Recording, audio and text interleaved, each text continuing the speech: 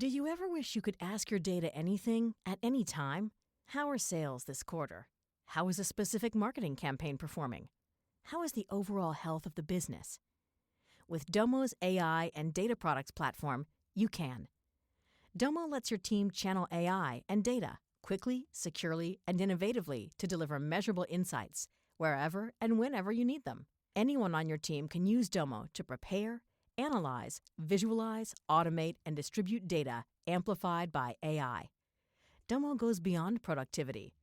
It's designed to transform your processes and drive real growth, powered by trust, flexibility, and years of expertise in data and AI innovation. Data is hard. Domo is easy. Learn how Domo can help you make smarter moves faster at ai.domo.com. That's ai.domo.com.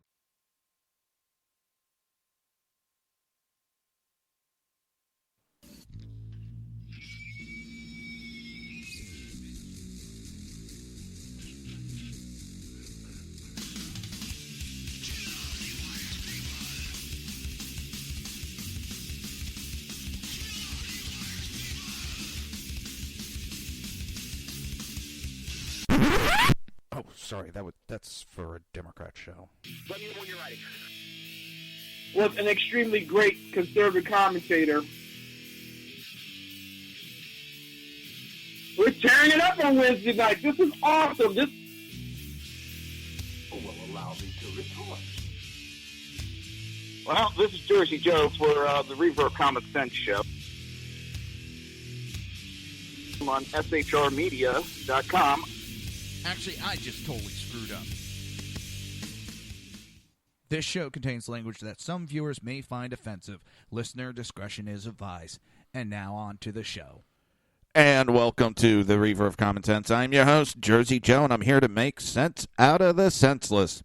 That's right. The Jersey Takeover's here. We have expanded to 2 hours every Monday through Friday, 9 p.m. to 11 p.m. Eastern Standard Time. And unfortunately, today we don't have the live stream up. I'm working on the secondary computer, and I'm waiting on some parts. Yes, some parts. I ordered a new CPU, and I didn't pay attention. The computer has an onboard video card. The new CPU I got does not support onboard video. So I'm like, shit. So I got it, put it together. I'm like, there's nothing. What the hell? So after messing with it for about an hour, I finally got, figured out what's wrong. And I got the new video card coming. It'll be here tomorrow night. Probably like an hour before showtime. So I'm going to do my best on getting it up and running for you. So hopefully tomorrow we'll have it up and going. We will see. Something doesn't sound right. Something doesn't sound right. I don't know. All right. North Korea has fired a missile over Japan. Pentagon has confirmed. We assess North Korea has conducted a missile launch within the last 90 minutes, the Pentagon stated. We can confirm that the missile launched by North Korea flew over Japan. We are still in the process of assessing this launch. North American Aerospace Defense and Command, NORAD, determined that the missile launch from North Korea did not pose a threat to North America. We are working closely with Pacific Command, Strategic Command, and NORAD, and will provide an update as soon as possible. The senior U.S. official said there has been some movement suggesting an intermediate missile was being prepared. The South Korean military said the missile flew about 1,700 miles with a height of 341 miles. That's lower than the 2,300 miles into space an ICBM traveled in late July. North Korea's July 4th ICBM traveled some 1,700 miles into space. The missile was fired from the area of Sunani in the Pyongyang shortly before 6 a.m. and flew east. North Korea's Joint Chiefs of Staff said, according to the news agency it passed through the sky over Japan. Japan's chief cabinet secretary labeled it an unprecedented grave threat. North Korea is going to ratchet up their rhetoric. They want money. They're not getting it. And they're ratcheting up the rhetoric. And yes, throwing a missile over Japan. They're trying to flex their muscle. They're trying to say, hey, look at us. We're big and bad. Look at what we're doing. Look at us. Look at us. Well, I know that there's phone calls made before these missiles are ever launched.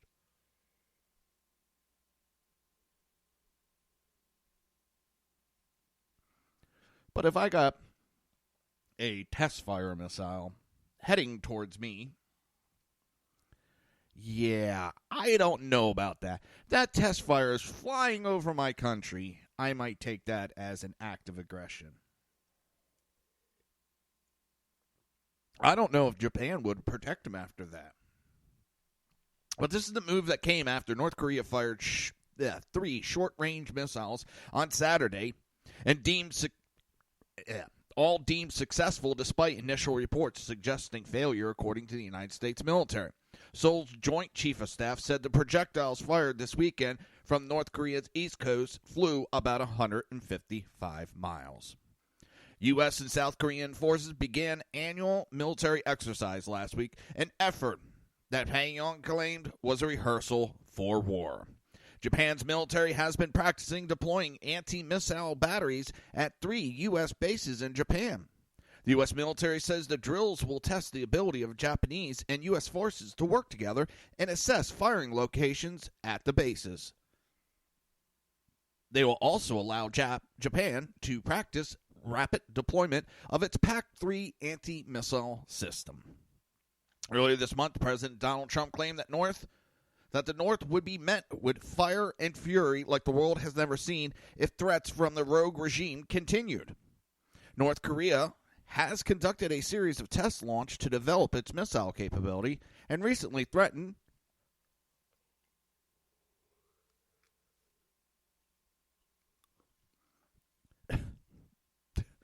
to send missiles over western Japan and into the waters near the U.S. territory of Guam.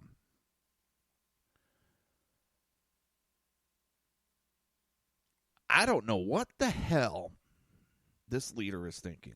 I mean, he's nuttier than a fruitcake. I understand that. He is going to start a war that he cannot win. There will be a lot of innocent people killed in South Korea. That's about it. North Korea will be wiped off the map with ease. It won't even be a big fight, especially if they start it and China steps back. Russia's not going to want to get involved. China has said it doesn't want to get involved. North Korea is going to be left by itself. And China... Do you ever wish you could ask your data anything at any time? How are sales this quarter? How is a specific marketing campaign performing? How is the overall health of the business? With Domo's AI and data products platform, you can. Domo lets your team channel AI and data quickly, securely, and innovatively to deliver measurable insights wherever and whenever you need them. Anyone on your team can use Domo to prepare, analyze, visualize, automate, and distribute data amplified by AI. Domo goes beyond productivity. It's designed to transform your processes and drive real growth, powered by trust, flexibility, and years of expertise in data and AI innovation. Data is hard. Domo is easy. Learn how Domo can help you make smarter moves faster at ai.domo.com. That's ai.domo.com. If you're a maintenance supervisor for a commercial property, you've had to deal with everything from leaky faucets to flickering light bulbs. But nothing's worse than that ancient boiler that's lived in the building since the day it was built, 50 years ago. It's enough to make anyone lose their cool. That's where Grainger comes in. With industrial-grade products and dependable fast delivery, Grainger can help with any challenge, from worn-out components to everyday necessities. Call, click Grainger.com, or just stop by. Grainger, for the ones who get it done. And China and Russia do not want any of this to happen because they don't want the refugee issue to happen where they're going to be flooding into their countries. So he's trying to get money from everybody, and it's not working. But Secretary of State Rex Tillerson had recently said that he was pleased to see that the regime has certainly demonstrated some level of restraint that we've not seen in the past. Asked to address those comments on Fox News Sunday, Tillerson said he wanted to continue a peaceful pressure campaign. The missile was the 18th to be launched this year by North Korea. This is the third time North Korea has fired a missile over Japan. The last time was in 2009. A missile was also fired over Japan in the 1990s.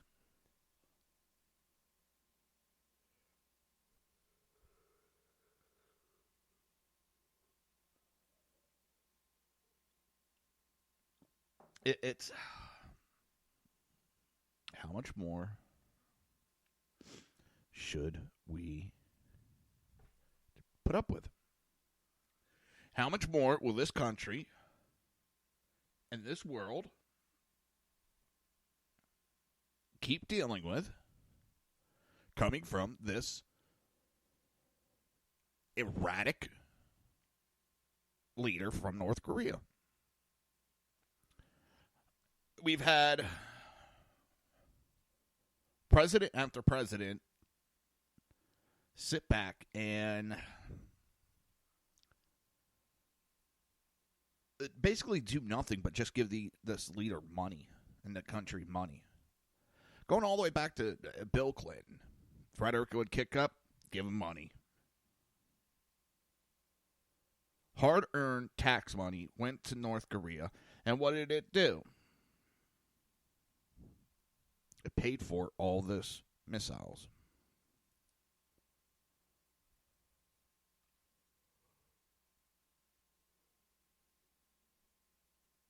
So, we'll see how it goes. Trump slams Obama and Clinton for their clemency decision and stands by Sheriff Joe's pardon, Arpaio. He's coming under fire, which I really find funny. You had President Obama illegally releasing terrorists from Gitmo, terrorists, releasing them back into the field of combat. And now they want to whine because Sheriff Joe Arpaio was a joke of a court hearing. There was no evidence. Even the prosecutor admitted. And yet he was still found guilty. He wasn't given a jury of his peers. A liberal-appointed judge sat and saw over the proceedings. He was railroaded. So now the left is trying to make a big issue, but we didn't hear shit from the left when they were freeing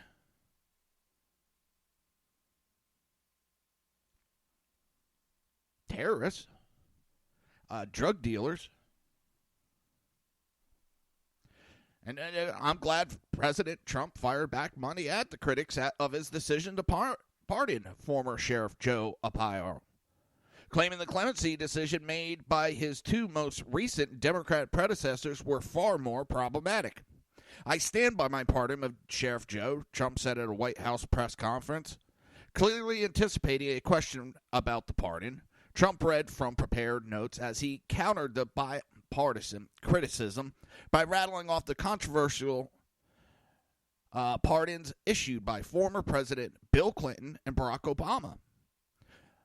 Quote, President Obama commuted the sentence of Chelsea Manning, who leaked countless sensitive and classified documents. He also criticized Obama for commuting the sentence of Oscar Lopez Riveras, who had been serving a 55-year federal prison sentence for being the leader of a Puerto Rican terrorist group. Trump also reached back to the Clinton administration, invoking the infamous pardon of the late financier Mark Rich, who was charged with crimes going back decades, and Clinton's clemency for Susan Rosberg, a far-left radical and member of the Weather Underground. He sought to draw a distinction between their history and Appiro's. Sheriff Joe is a patriot. Sheriff Joe loves our country. Sheriff Joe protected our borders. Trump said, alleging the Obama administration treated him unbelievably unfair, and the case cost him an election in Maricopa County, Arizona. Appiro has been found guilty of criminal contempt for defying a judge's order to stop at controversial immigration patrols.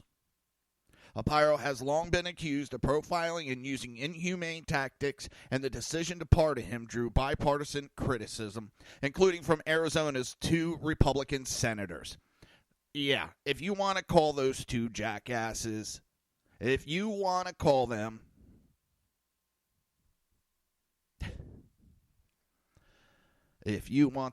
Republicans, that's far-fetched. And we're talking about John McCain and Jeff Flake.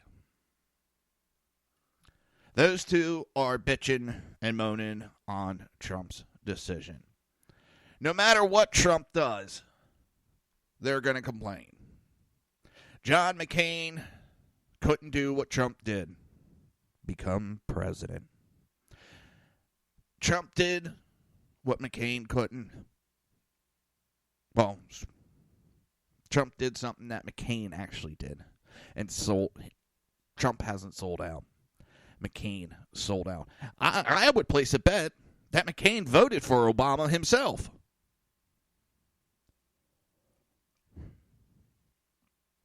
John McCain and Jeff Flake have been hypocrites. They're loudmouths. And when John McCain, he campaigned and took money on the promise that he would repeal Obamacare. And when the chance came, he turned his back on it. Turned his back on all the promises that he gave to his... Do you ever wish you could ask your data anything at any time? How are sales this quarter? How is a specific marketing campaign performing? How is the overall health of the business? With Domo's AI and data products platform, you can. Domo lets your team channel AI and data quickly, securely, and innovatively to deliver measurable insights wherever and whenever you need them. Anyone on your team can use Domo to prepare, analyze, visualize, automate, and distribute data amplified by AI. Domo goes beyond productivity. It's designed to transform your processes and drive real growth, powered by trust, flexibility, and years of expertise in data and AI innovation. Data is hard. Domo is easy. Learn how Domo can help you make smarter moves faster at ai.domo.com. That's ai.domo.com. Constituents. Jeff Flake keeps running his mouth. Jeff Flake isn't doing too good.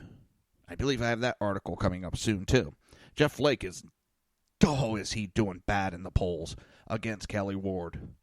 I bet you the citizens now are wishing that they had picked her over McCain in the 2016 race. For the 2016 race, I should say. Trump addressed the pardon controversy during a joint press conference with the visiting president of Finland. Asked about the backlash by Fox News' John Roberts, Trump also seemed to defend the timing of the announcement and push back on the claim that he was trying to bury the news late Friday during coverage of Hurricane Harvey.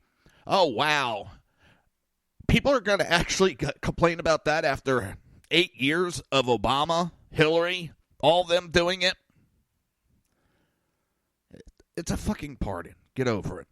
To the contrary, Trump said, in the middle of a hurricane, even though it was a Friday evening, I assumed the ratings would be far higher than they would be normally. And as I said, I had the article, Jeff Flake is underwater. Polls show Kelly Ward opening up more than a 25-point lead in a Senate race with a year to go.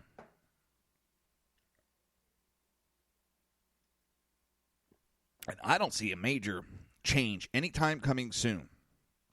Jeff Flake has pissed too many people off. Jeff Flake is underwater, badly in his home state, with just 21% of Arizona's Republicans supporting him for re-election against challenger Dr. Kelly Ward.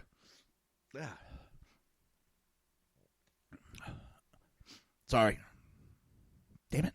I I swear to God, same time this time of night, I get like all of a sudden allergies hit me, pissing me off. Kelly Ward gets 47% support per a new poll from a JMC analyst. Arizona Senate executive summary, not important. The poll provided ahead of its public release by the JMC analyst shows Flake in almost irreparable shape ahead of his re-election bid for 2018. That an incumbent U.S. senator like Flake could be polling as low as 21% in his own primary, while a challenger like Ward has pulled 26 points ahead of him at 47% is almost unthinkable with nearly a year to go until the August 2018 primary. 3% of the electoral said they would vote for Nicholas Tutora, another candidate, and 29% are undecided. When asked which candidate they would vote between Ward, Flake, and Tutora. When asked if Flake should be renominated in 2018, an astonishing 66% said that someone else should represent the Republican Party on the Senate ticket next year, while just 22% said Flake should be renominated, and 13% are undecided.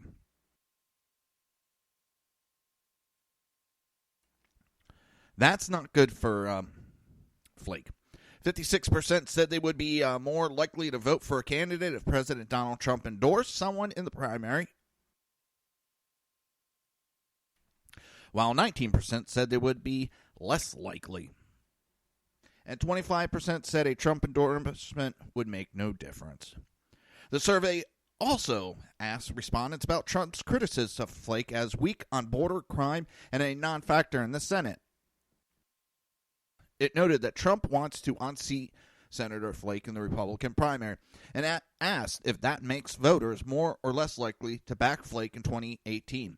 In a response, a solid majority, 60%, said that Trump's opposition to Flake's reelection makes them less likely to support the senator, while only 21% said it makes them more likely to back Flake. And 19% said, makes no difference. Now, Trump, of course, has viciously criticized Flake. Flake has done the same thing at every turn. But we'll go over that more after the break. You're listening to the Reaver of Common Sense right here on SHR Media and High Plains Pundit Radio, and we will be right back.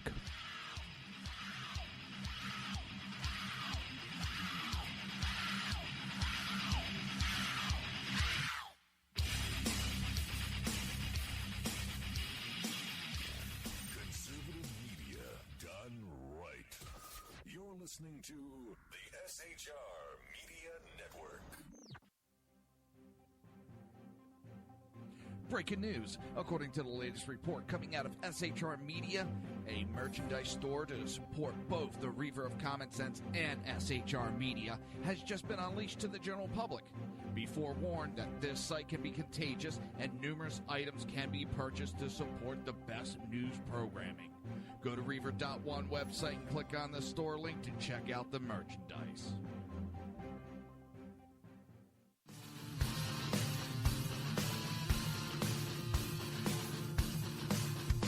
You have been listening to Reaver of Common Sense, hosted by my dad, Jersey Joe.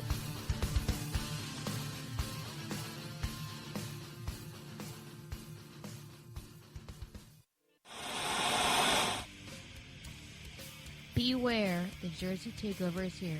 Every Monday through Friday, 11 a.m. to 1 p.m. Eastern Standard Time. You can catch the Reaver of Common Sense show, hosted by Jersey Joe, right here on SHRmedia.com and HighPlainsDailyNews.com. Only Jersey can deliver hell like no one else, so consider this your fair warning.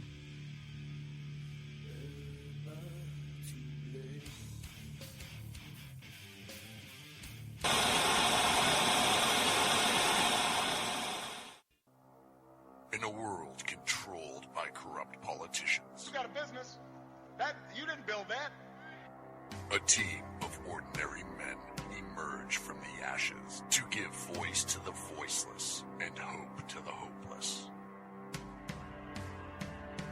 Sackhead Sean. Dude, I'm not saying cat for the stupid pro. Sackhead Clint.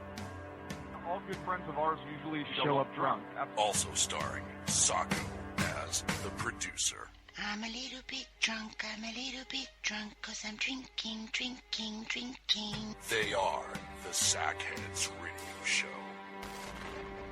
Every Wednesday at 8 p.m. Pacific on shrmedia.com.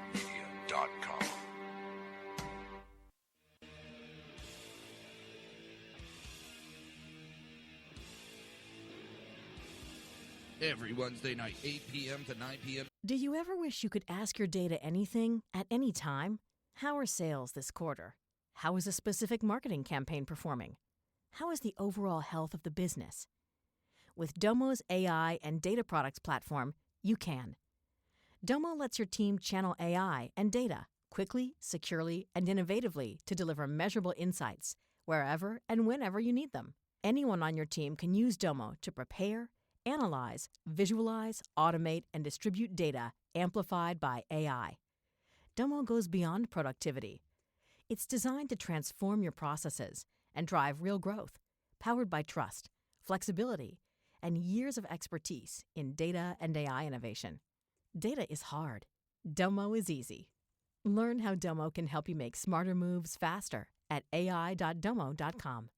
That's ai.domo.com. Eastern Standard Time, you can catch the Southside Mud Show with its hosts, the Jersey Boys, Jersey Joe and Crash, right here on SHR Media and High Plains Pundit Radio, where we will be digging up the dirt.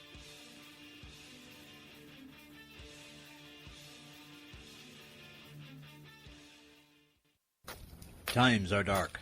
The people misled by corrupt politicians, lied to by establishment media, and deceived by the false messages of Islam. A nation in confusion needs a guide. It needs a man with a cane. I'm Dave Milner.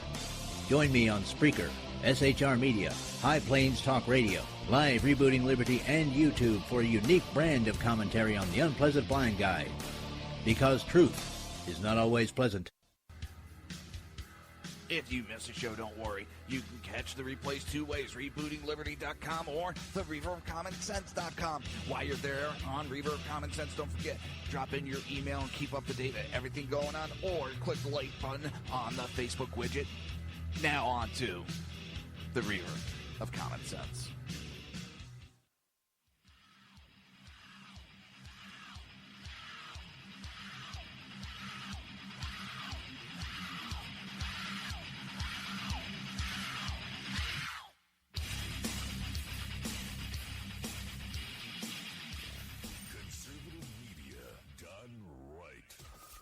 Listening to the SHR Media Network.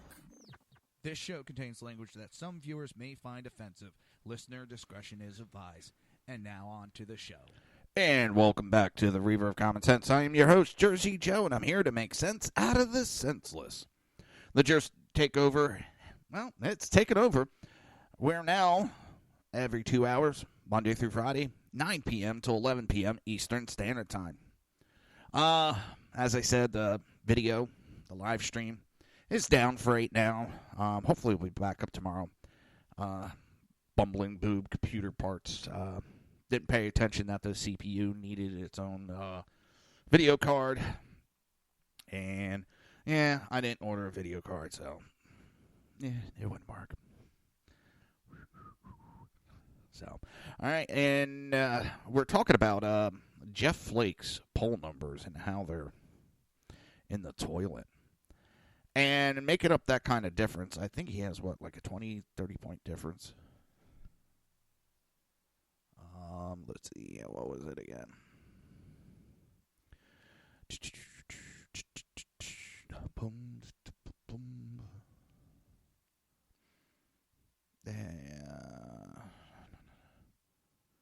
That's what, 26-point difference. Yeah, 26-point difference. That's not good.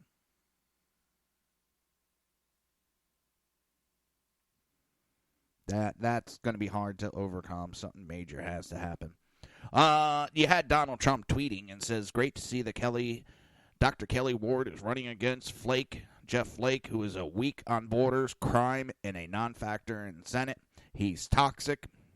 And he ripped Flake during a rally in Phoenix last week, as well as ripping Senator John McCain without naming them from the stage. But the next morning, he tweeted more criticism of Flake. Phoenix crowd last night was amazing, a packed house. I love the great state of Arizona. Not a fan of Jeff Flake, weak on crime and border.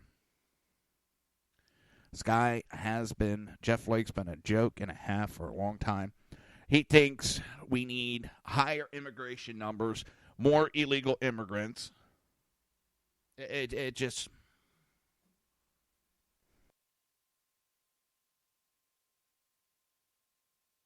And he's proud to be a globalist.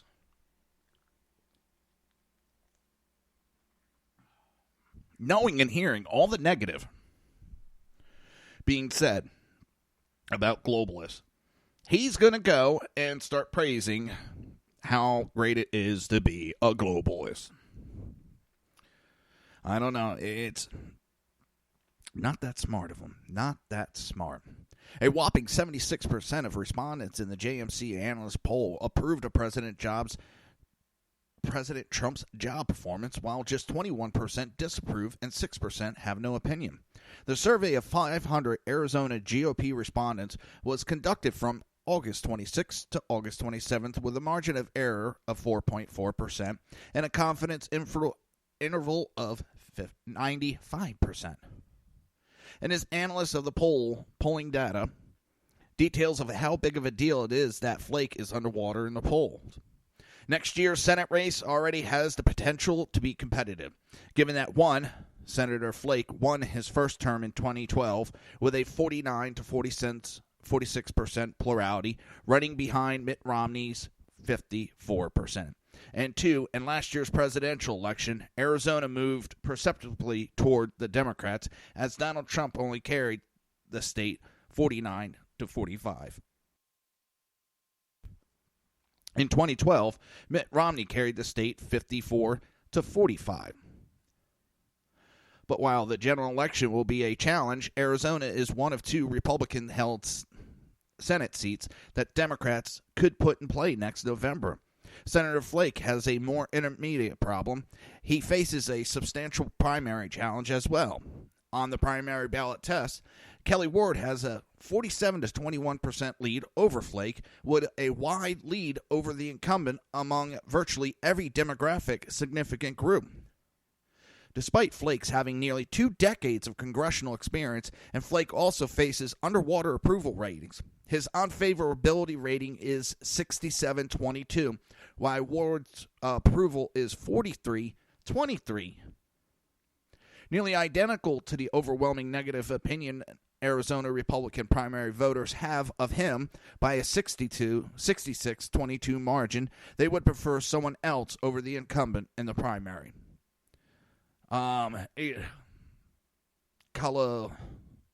Venon, whatever, continued by noting how big of a deal Trump involvement may play in the race. President Trump is still farly popular, 76-21% approval among Republicans and likely primary voters, and that popularity also translates to the value of a Trump endorsement in this contest. Respondents by a 56-19 margin would be more likely to support President Trump's endorsed candidate. That sentiment is especially... Do you ever wish you could ask your data anything at any time? How are sales this quarter? How is a specific marketing campaign performing? How is the overall health of the business? With Domo's AI and data products platform, you can. Domo lets your team channel AI and data quickly, securely, and innovatively to deliver measurable insights wherever and whenever you need them. Anyone on your team can use Domo to prepare, analyze, visualize, automate, and distribute data amplified by AI. Domo goes beyond productivity. It's designed to transform your processes and drive real growth, powered by trust, flexibility, and years of expertise in data and AI innovation. Data is hard. Domo is easy. Learn how Domo can help you make smarter moves faster at ai.domo.com. That's ai.domo.com. Potent when President Trump makes an incumbent, in this case Senator Flake, the subject of his ire, such as his August 17th tweet dismissing Senator Flake as toxic and a non-factor in the U.S. Senate. JMC tested the impact of that message, and on the basis of that tweet, respondents would be 60 to 21% margin be less likely to support Flake. Those more likely to support Flake already support him 76 to 5% on a ballot test, while those likely to support Flake support Ward 68 to 5. In summary, Senate Flake faces a substantial primary challenge from Kelly Ward, and this race could determine partisan control of the U.S. Senate. Now, I'm going to do another poll segment article. Sometimes I hate doing them when all the numbers get thrown out. I know it can get a little confusing. This next one is, well, big trouble for Democrats with the white working class voters. First off, let's not pretend that things are going swarmingly well for the Trump administration or Republicans, which kind of disagree with. He goes on, the Real Clear Politics average of national polling shows the president's approval rating slumping below 40% during weak numbers from typically Trump-friendly Rasmussen. I love how it's Trump-friendly. But, you know, all the other ones, they don't say that they're left-leaning friendly. But the cartoonist dysfunction in the White House, you already know this guy's not a Trump fan, but he's kind of telling the truth here because warning sirens are sounding all over the place for the GOP. There's no getting around that. Then again, voters often think less of the Democrats. Voters think less. I'd like to know where the fuck this guy's head's from. Viewing them as leaderless, agendaless, and too wedded to government solution. All right, I'll agree with them there. In their primary efforts to win back Congress next year, Democrats have introduced a terrible new slogan and have commissioned polling to help determine how to splinter off more votes from a demographic that pushed Trump to victory. Working class whites. Their own survey paints a bleak picture on that front, and here's a big one. Stunning numbers from the Democrat poll in swing blue-collar districts. Republicans with 35-point edge over Democrats on economics with non-college whites.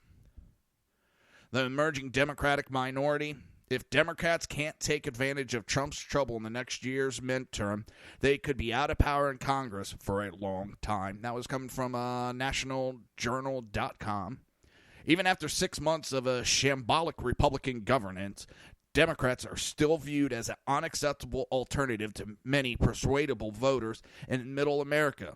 Those were the sobering finds of a Democrat survey commissioned by the party-backed House Majority PAC, which Politico and McClatchy first reported. The poll surveyed working-class white voters in pivotal districts that Democrats are targeting in the midterm.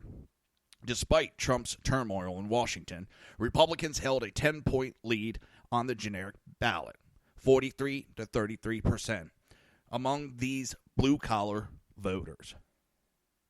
Democrats hold a whopping 61% disapproval rating among these voters, with only 32% approving. Even the Trump's job approval rating is a respectable 52% with the demographic in those swing districts. Oh, man.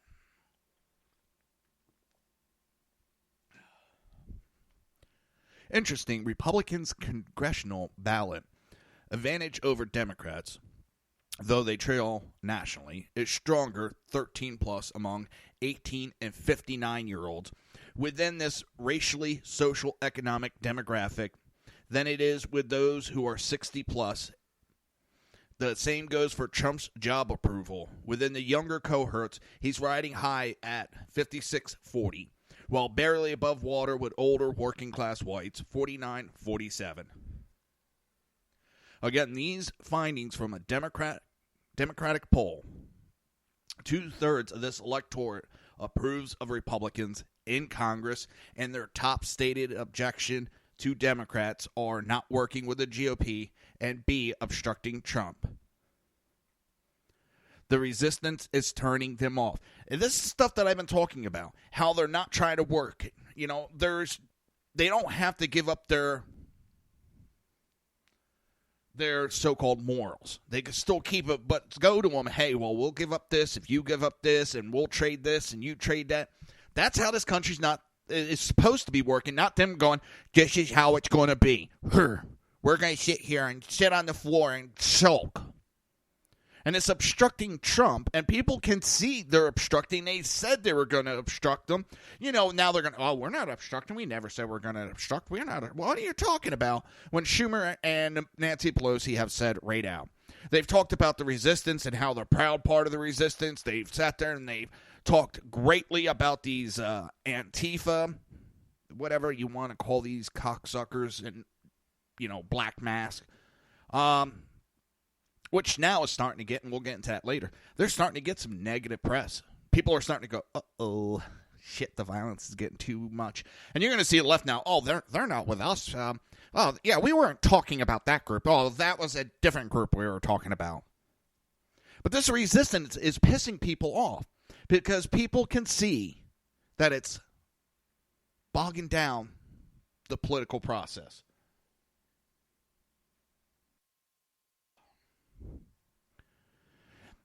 And another source of Democrat struggle stretched beyond just white voters without a college education. The more uncomfortable reality is that these blue-collar voters' resistance to the Democrat is on a cultural ground, not economic ones. A finding that studies of Obama to Trump voters have repeatedly shown. Democrats are facing a double whammy. They're still experiencing resistance among moderate voters and suburban swing district over tax and spending economic policy. Meanwhile, small-town voters are having a tough time voting for their candidates because of a growing cultural disconnect. In the short term, the House will give Democrats the best opportunity to prove they can make inroads despite political hurdles. To win back control in the lower chamber, they will need to win Republican-held seats, both in the suburbs and small-town Americas. It's not an either-or proposition. But if they fall short despite such promising political environment, the long-term ramifications for the party's ability to regain congressional power are discouraging. His either-or point is important. Democrats are more likely to ride anti-Trump sentiment to victory in the burb, even if many of those voters are suspicious of their prosperity to raise taxes and run up federal spending. But if they're still sucking wind in rural and white working class districts, Republicans have a chance to save the House majority, even if suburban voters swing pretty heavy towards Team Blue. It's about economics and culture. It's the number one, it's Nancy Pelosi. She has a masterful negative appeal to people. Nobody wants to listen to that woman talk. And not because she's a woman. I'm just pointing out that she's a woman. I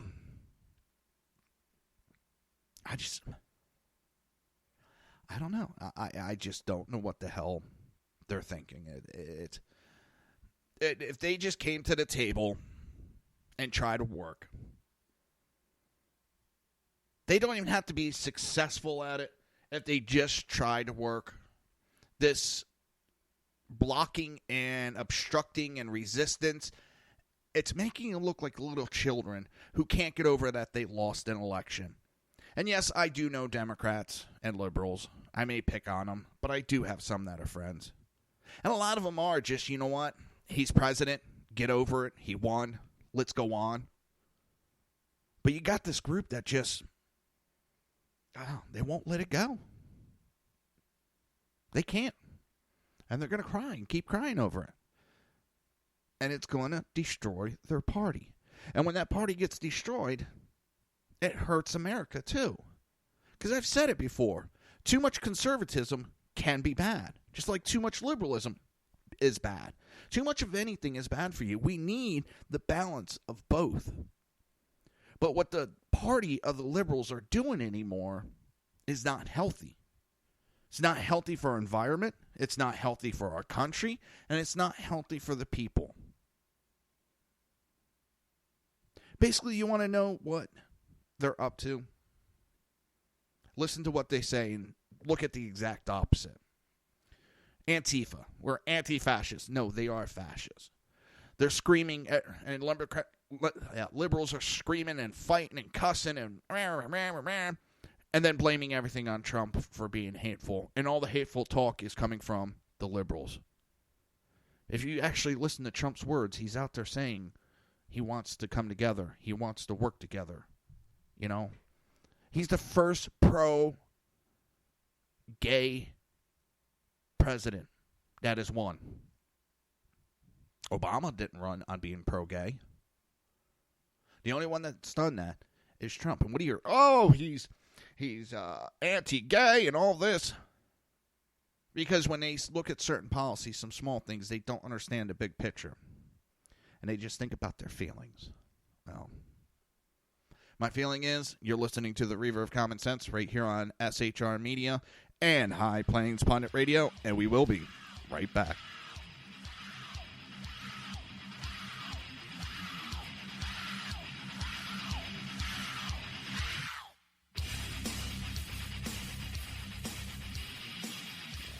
Conservative media done right. You're listening to the SHR Media Network. Breaking news. According to the latest report coming out of SHR Media, a merchandise store to support both the Reaver of Common Sense and SHR Media has just been unleashed to the general public. Be forewarned that this site can be contagious and numerous items can be purchased to support the best news programming. Go to Reaver.one website and click on the store link to check out the merchandise.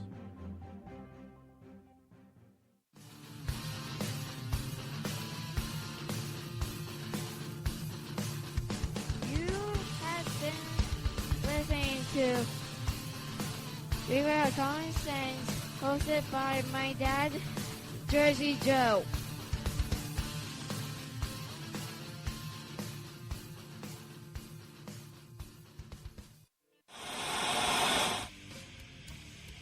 Beware, the Jersey Takeover is here. Every Monday through Friday, 11 a.m. to 1 p.m. Eastern Standard Time. You can catch the Reaver of Common Sense show, hosted by Jersey Joe, right here on shrmedia.com and highplainsdailynews.com. Only Jersey can deliver hell like no one else, so consider this your fair warning.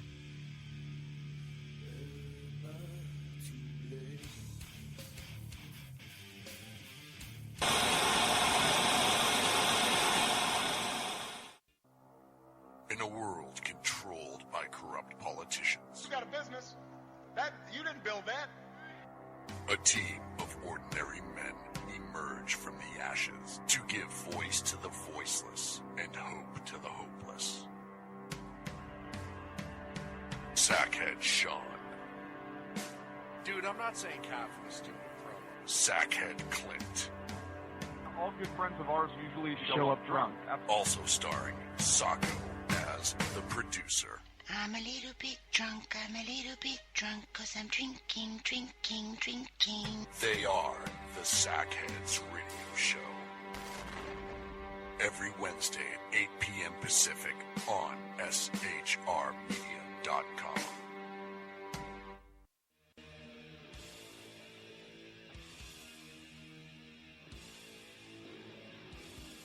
Every Wednesday night, 8 p.m. to 9 p.m. Eastern Standard Time, you can catch the Southside Mutt Show with its hosts, the Jersey Boys, Jersey Joe and Crash, right here on SHR Media and High Plains Pundit Radio, where we will be digging up the dirt.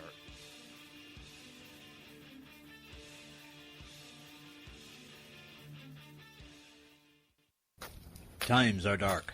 The people misled by corrupt politicians, lied to by establishment media, and deceived by the false messages of Islam.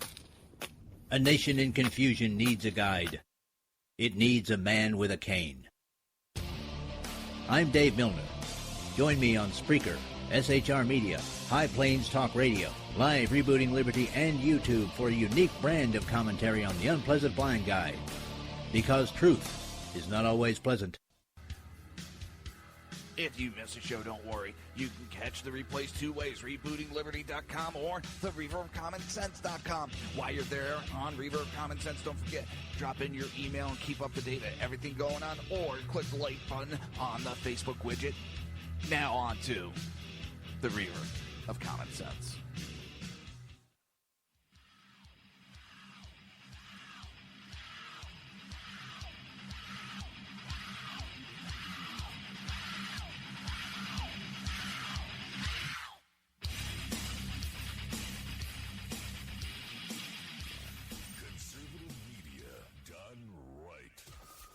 Listening to the SHR Media Network. This show contains language that some viewers may find offensive. Listener discretion is advised. And now on to the show. And welcome back to the Reaver of Common Sense.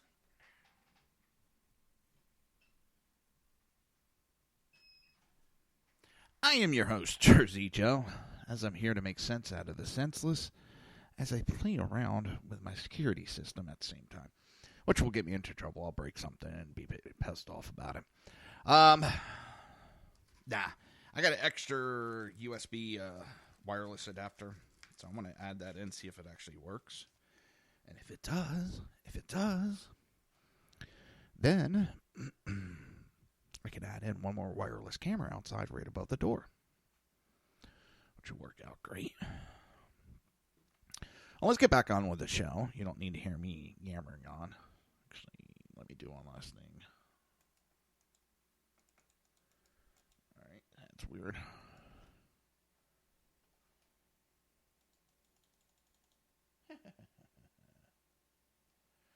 Oh, boy.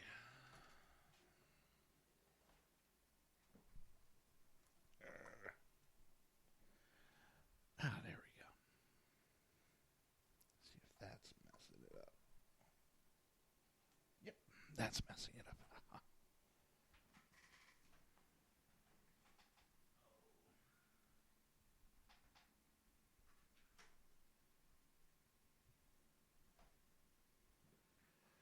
Alright, there we go.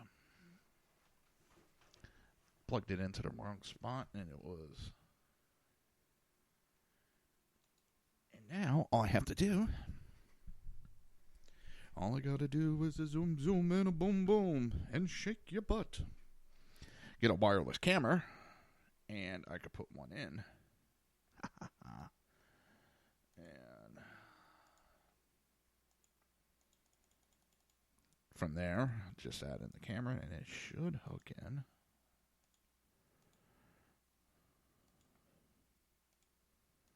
That's why I read all you need to do is actually get the USB antenna type thing and add it in, plug it into the DVR, and it'll give you the ability to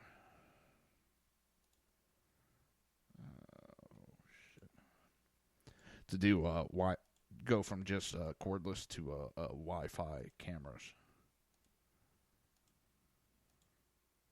which my DVR is only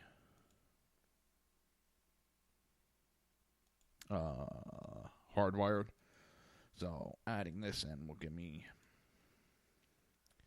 the ability to do a wireless now, which is kind of cool. You know what? At first, I was kind of reluctant on getting this, but then I went and got it. And I feel so much better, especially when I'm not home. I feel so much better. Because, okay, something happens in the middle of the night or whatever, I know I have a recording. I know if I'm out and about, my wife's out and about, my daughter's home, we can get on our phones and we can check the house out. So we feel a lot safer. Now, this system was not expensive like you would think. And no, there's no security fees. No, this is not a paid announcement. I just bought off of Amazon a security system. The hardest part was I had to get my cousin. We ran wires throughout the whole house, which wasn't that hard at all. It just was crawling through that crawl space. You plug it in and you turn it on. Well, and you have to put a hard drive. I mean, all in all, it was under $200 for 8 cameras. I'm only using 6 of the cameras right now, and I want to add in a Wi-Fi, which isn't that bad. So,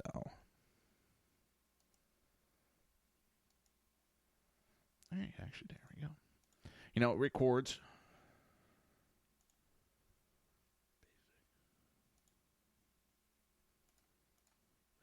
And it's. I have so many angles on my house covered, and I feel so much better. I'll be laying on the couch, watching TV. It'll be like 2 o'clock in the morning, and I hear a noise. I grab my tablet. Boop! Got all my cameras up in a split second. I do my TV because usually I'm watching, TV shows on the internet. So I'd have to shut that down, switch over. Just easier to grab my tablet, and now I got a full view of my outside of my house. And why I kind of did it is there was one time I heard some noise, and I didn't get up because it's not all. Pretty often I hear noises. And it ended up being a bunch of kids in the neighborhood, and they went through and they robbed a bunch of cars. And the funny thing is, I walked outside because I seen all the cop cars in the area and flashy lights. I walk out to see the dog and cops pulling guns, and that's why I walked back in the house and said, I'm just going to go inside for a minute. What ended up happening is they robbed a house nearby, and they were driving back home because the people were home, and they continued to rob the house. They got pulled over on the way home. So what happens is they jump out of the car, they take off running. They jump the fence into my neighborhood. Ends up they lived in my neighborhood. And instead of them being chased by the cops, instead of trying to find a place to hide or go home, they start going through people's cars and stealing shit. Well, they went into my wife's car, too. My wife didn't notice it at first. I told her about it. And when she got home and I started talking to one of the neighbors, and so I saw the cops up there, I was like, hey, what's going on? The next day, they were like, oh, there's stuff missing out of my car. So I told my wife. Next thing you know, she goes, my bag's missing, which was just bathing suits for her and the daughter and, swim stuff. I was like, you're shitting me. So, we'd tell the cops, yep, there's stuff missing. And I said, it's nothing real big. It's 2 swimsuits, I think there was some floaties in there, suntan lotion and towels, and a beach bag. So they wrote it up. They were actually taking DNA swabs of the car and all this shit. I was like, oh, my God. The cops were pissed. And I seen the one cop, he was acting kind of like I thought, a douchebag. And one of my neighbors after talking to him goes, he's pissed. Why? Because he's doing all this grunt work. He's like, no sooner did they get the kids to the station, because these kids ended up being under 18. No sooner did they get to the station, literally get to the station, the parents were already there waiting, and they had to release the kids immediately. Because in the state of Florida, minors can't be held. They have to be released to the parents. They didn't even get to book the kids, and they got to walk. So they were really pissed off about that. And now here they are writing all these reports. I mean, that's part of their job, and, they're kind of pissed about this whole situation. So they were trying to get everything. They said if they pick any of their DNA up, boom, they got more charges. They were pissed. They were out to hit him for every little thing. So I turned to my wife. I was like, we've been talking about this I was like, under 200. She's like, go ahead, do it. And we went and put it in. And knock on wood, haven't needed to roll the tape. But you know what? It's nice when you need it. I have it set up that it records over itself. I got I think a 1 terabyte hard drive, and that's like 2 weeks worth of recordings. So if I don't notice something within 2 weeks, that's my own stupidity, but it records over itself every 2 weeks. And I just check on it every now and then, make sure it's running, and I just put that Wi-Fi in there. Works great. I'm shocked. Shocked, I tell you. I didn't think that was going to work. So, to get back to actual news and no yammering. Media Research Center Vice President of Business and Culture, Dan Gaynor, was being interviewed, and he was discussing the events that happened at Berkeley. And if you don't know what happened at Berkeley, well, pick up a damn newspaper. Sorry for that, but you know what? We are under attack big time. And our First Amendment rights are under attack. Well, they got really fucking violent this weekend again. To the point that Washington Post even wrote an article about how violent Antifa is. And that was bad when Washington Post starts writing those articles. But this Gaynor turned around and discussing events at Berkeley and how media still refuses to condemn or acknowledge left-wing violence at political rallies. Starting it right now, so they're starting to. And speaking of Antifa in Berkeley, Gaynor said they turned out particularly large yesterday. They were militant. They were violent. They attacked people. They attacked journalists, and they were chanting, "No Trump, no USA," or "No wall, no USA" at all. This is not about Trump. This is not about the wall. This is not about fascism. They are communists. They admit it. They're sponsored by Communist Party. They take money from communists. They're out to cause nothing but problems, and the left protect them. The left praise them. How can we have elected officials that are praising anti-Americans? But Gaynor also pointed out that NBC's Chuck Todd put on this guy, Mark Bray, from Dartmouth, put him on twice in 1 week to defend the violence of Antifa, and here they are chanting this. The people who own this violence in Berkeley yesterday are the people exactly like Chuck Todd. Gaynor continued. Gaynor. If your entire topic, like Todd had on Meet the Press and the other day, is discussing whether it's okay to do violence against conservatives or you put on two liberals to debate it, yeah, you own it. Arguing that what Todd did was akin to advocating violence. Chuck Todd, if you don't know, also did an interview, and he was lambasted even by his own for a softball interview.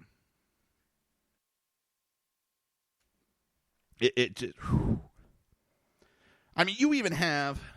Wait a minute, let me pull that back up. And I don't know if I put it up.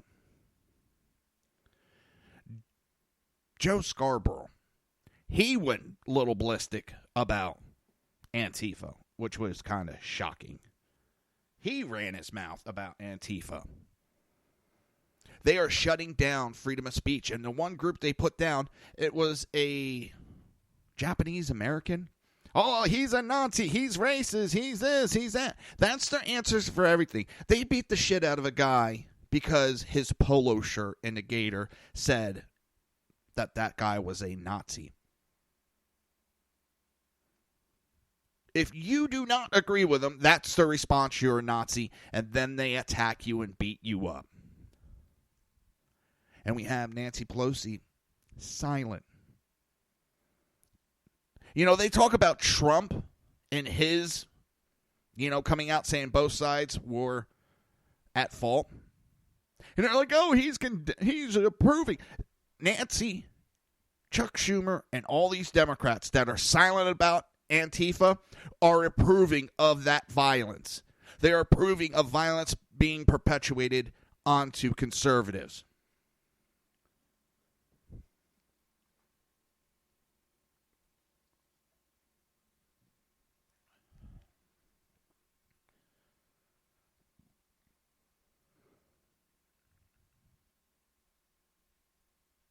It's and the media's silent because they're just incomplacent of it. They're helping them. They are helping Antifa. And what is the other one? BAM. To be violent.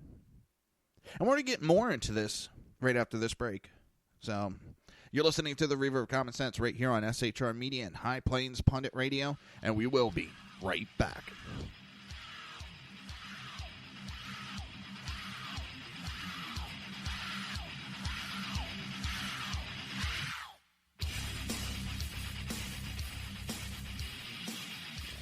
Conservative media done right. You're listening to the SHR Media Network. Breaking news. According to the latest report coming out of SHR Media, a merchandise store to support both the Reaver of Common Sense and SHR Media has just been unleashed to the general public. Be forewarned that this site can be contagious and numerous items can be purchased to support the best news programming. Go to Reaver.one website and click on the store link to check out the merchandise.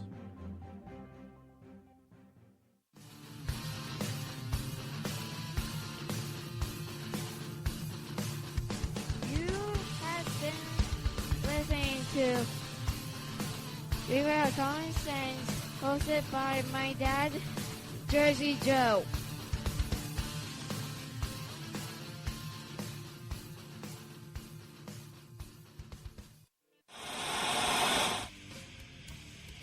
Beware, the Jersey Takeover is here.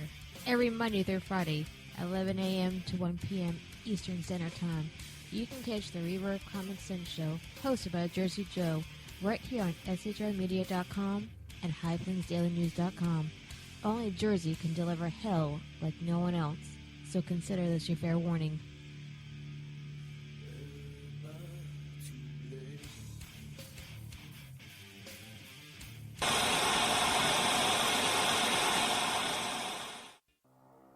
In a world controlled by corrupt politicians, You got a business. That you didn't build that. a team of ordinary men emerge from the ashes to give voice to the voiceless and hope to the hopeless. Sackhead Sean, Dude, I'm not saying cow for the stupid program. Sackhead Clint, All good friends of ours usually show up drunk. also starring Sacco as the producer. I'm a little bit drunk, cause I'm drinking. They are the Sackheads Radio Show. Every Wednesday at 8 p.m. Pacific on shrmedia.com.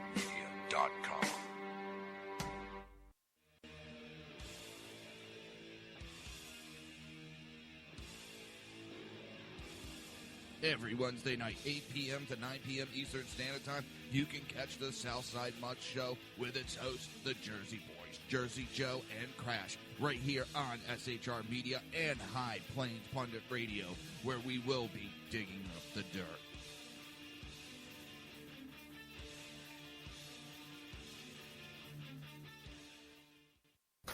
Times are dark. The people misled by corrupt politicians, lied to by establishment media, and deceived by the false messages of Islam. A nation in confusion needs a guide. It needs a man with a cane. I'm Dave Milner. Join me on Spreaker, SHR Media, High Plains Talk Radio, Live Rebooting Liberty, and YouTube for a unique brand of commentary on the unpleasant blind guide. Because truth is not always pleasant. If you miss a show, don't worry. You can catch the replays two ways, rebootingliberty.com or the reaverofcommonsense.com. While you're there on Reaver of Common Sense, don't forget, drop in your email and keep up to date with everything going on, or click the like button on the Facebook widget. Now on to the Reaver of Common Sense.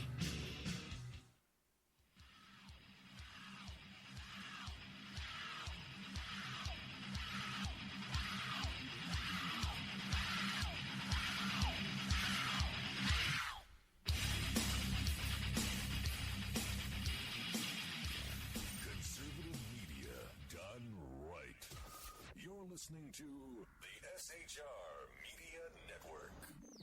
This show contains language that some viewers may find offensive. Listener discretion is advised.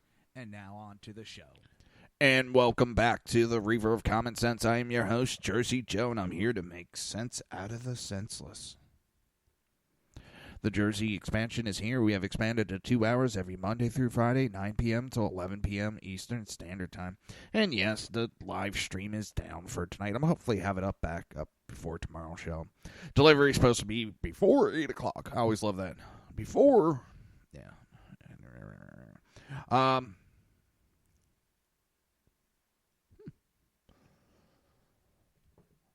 Hopefully I'll have time to, get the chip in. Well, get the video card in, get everything back up and running.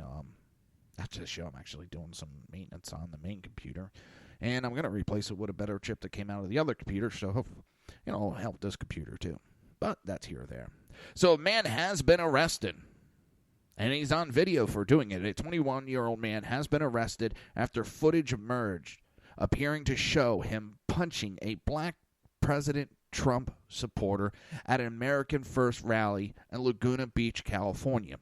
Republican activist R.C. Maxwell, who refers to himself as the Black Sean Hannity and is the national coordinator for the Republican PAC America Voice, claims he sought to open a dialogue with counter-protesters, then was punched by 20-year-old Richard Losey. It's normal. This is exactly what's been going on. They can't handle the losses. And they get violent. You try to have a conversation with them. They have nothing to argue. They have no facts. They don't even know what they're out there counter-protesting. All they know, you're Nazis, you're white supremacists, you're white supremacists, you're Nazis. That's all they out there doing. You're Nazis, no wall. Hey, what else were we told to say? No wall, Nazis. Oh, wait a minute, someone's coming to us and asking us questions. Quick, punch him before he realizes we don't know what the fuck we're talking about. I know I'm being ridiculous with my statement, but you know what? That's exactly how they are. They have no idea what they're protesting. We're not here making sure we're being anti-fascists. You do know you're using violence to perpetuate a political change. Well, we're making sure that fascists don't do it. That's exactly what a fascist does. No, it doesn't. My mama told me to get them for dinner.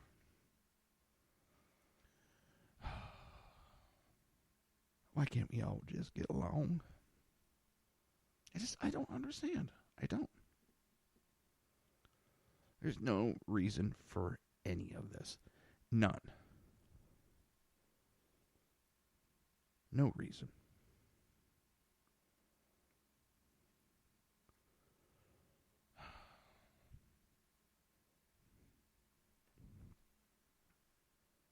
But they're out there getting violent. And you guys ain't blacks, you're the racists, and it's a white guy punching a black guy. And the funny part is, if a black guy comes to me to have a discussion between a liberal and a conservative, I'll talk to him. I'm not going to attack him because he's a black guy. That's not what I do. I'm not going to attack because your color, your financial, any of that. May attack about your political idea. That's about it. What do liberals do?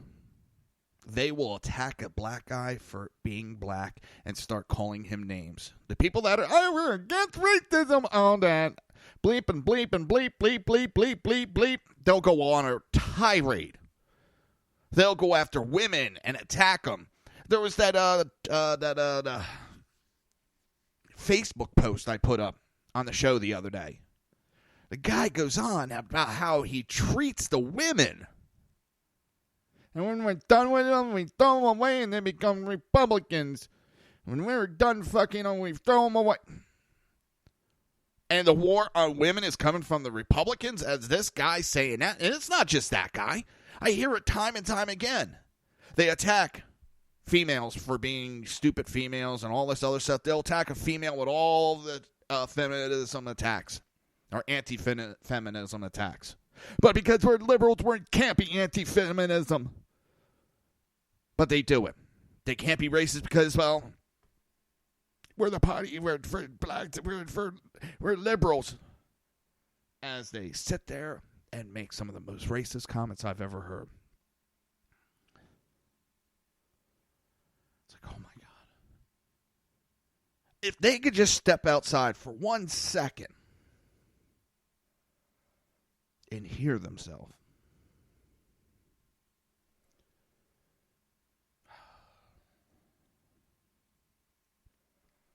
Maybe they'd be embarrassed.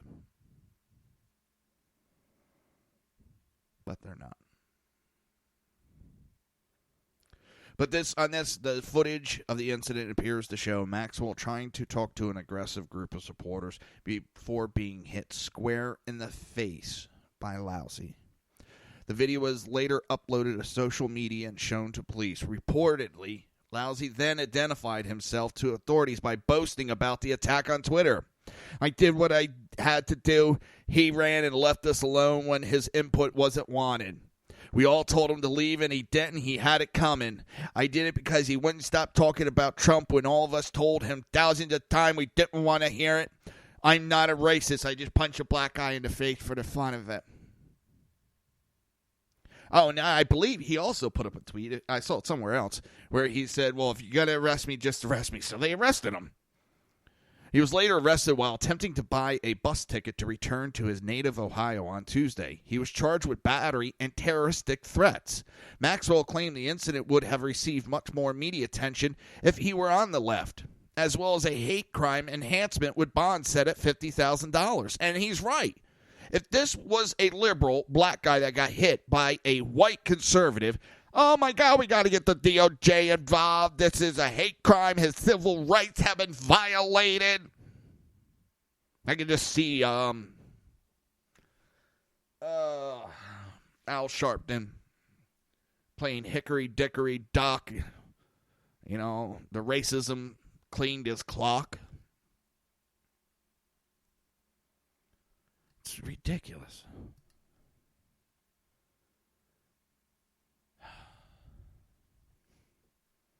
But of course, there's no media on it.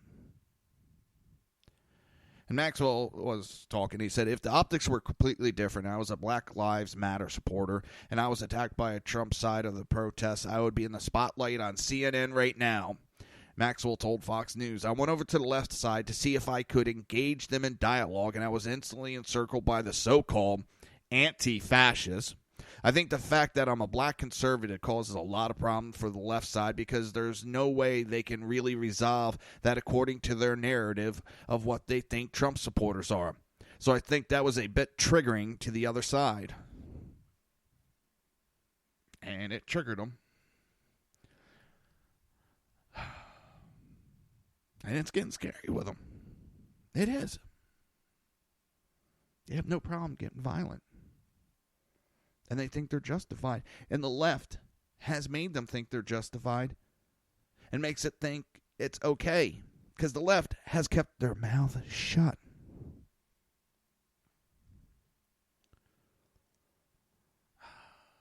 And it was a Nazi. That's everything. It's Nazi. It's white supremacy. No, it isn't. These rallies aren't. And you had the organizer for the Patriot Prayer group have canceled their plans and authorized Freedom Rally in San Francisco Crissy Field Beach scheduled for Saturday due to safety concern. We decided, and this was Friday it came out, decided that tomorrow really seems like a setup. The organizer of Patriot Prayer, announcing during a Facebook Live video, it doesn't seem safe. A lot of people's lives are going to be in danger tomorrow. The rhetoric from Nancy Pelosi, Mayor Lee, the media, all these people are saying that we're white supremacists, and it brings a ton of extremists. Gibson said Patriot Prayer is planning to hold a news conference instead. Meanwhile, a group of anti-Trump progressive plan to float a huge inflatable chicken resembling the commander-in-chief across the San Francisco Bay. A GoFundMe campaign was set up to raise money for a large boat, crew, and other chicken-related expenses. The group has raised $10,120 of its $8,000 goal. The inflatable chicken will be carried across the bay and in the front of the Golden Gate Bridge before 2 p.m. start of the rally in an attempt to photobomb the participants. These alt-right Nazi sympathizers want to use the symbol of the Golden Gate Bridge to promote their cause, and we're not going to let them. Adanel Morton, one of the organizers of the event with the chicken, told the San Francisco Chronicle about those attending the Freedom Rally. See, to them, freedom is Nazism, as they attack our constitutional rights nonstop. And that's what the left does. They attacked our gun rights, and now they're attacking our First Amendment rights. They're attacking the press.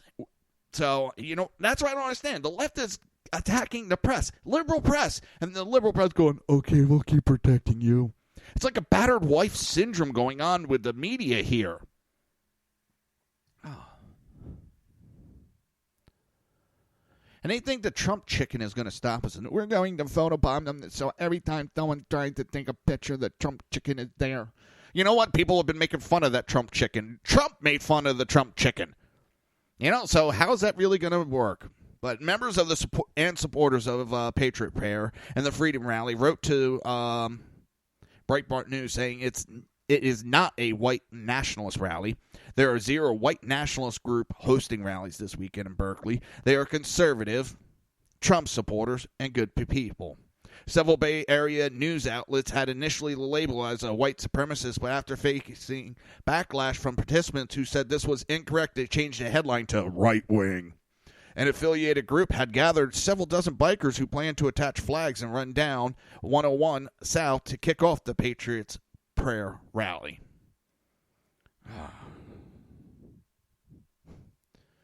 An acting general superintendent of the Golden Gate National Recreation Area told the Chronicle the event described in the permit application as a free speech rally for about 300 people runs from 2 to 5 p.m. Patriot Prayer has insisted it does not promote racism, bigotry, trying to distance itself from white supremacists who gathered in Charlottesville before an anti-racism protester was killed. I love now it's an anti-racism protester. When it was Antifa, that was there before. That it was. Now they're trying to make them seem there's something they're not. But the group's past event have drawn people espousing hateful views. Several groups have reportedly organized counter demonstrations on Friday and Saturday during the permitted rally. My question is, if I got to get a permit for a rally, do they have to get a permit to counter rally? And why would they give them a permit to counter rally knowing there's going to be violence? Someone explain that to me. So anti-racist protesters claim victory for cancellation of a Japanese-American San Francisco free speech rally. Anti-racists are claiming victory following the cancellation of Saturday's free speech rally in San Francisco. The rally had been organized by an Oregon-based Patriot Prayer group led by Japanese-American Joey Gibson. Right now, this is a victory, San Francisco Antifa protest organizer Benjamin Sierra told the Associated Press. They did not have enough gumption to do what they set out to do. No, they had the gumption, but because of the violence being perpetuated by these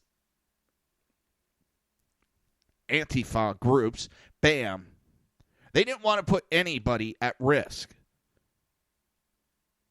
And this is what's funny. They talk about, well, by Trump saying that both sides were violent, it gave white supremacists a win. Yeah?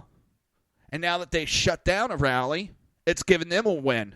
They shut down free speech. I want to hear goddamn left either come out, approve it, or condemn these protesters. One or the other. They are shutting down free speech. But Gibson, who has publicly denounced white supremacies, neo-Nazis, and all types of racism, said he canceled the rally after deciding the logistics set up by city officials and police would put the people at the rally in danger. At the end of the day, I had to make that decision because it just felt like it was a setup. The way everything was set up, Gibson said from an undisclosed location where he spoke with a handful of reporters on Sunday. When he was doing these interviews, he had to jump from location to location because they were showing up and trying to start violence as he was giving interviews with police announcing that he was canceling this. These people are out of control, and the left is silent. Could you imagine this on the right? Could you imagine? Well, like I showed you earlier, the polls. People are tired of this shit. They are not going to put up with this, especially in Middle America. Middle America does not want to put up with this shit. Conservatives, and even your moderate liberals, your moderate Democrats, they don't want to deal with this crap. They see what Antifa is, and they see that their politicians are silent or outright backing them. And this is going to make it hard for Democrats. You're listening to the Reaver of Common Sense right here on SHR Media and High Plains Pundit Radio. We will be right back.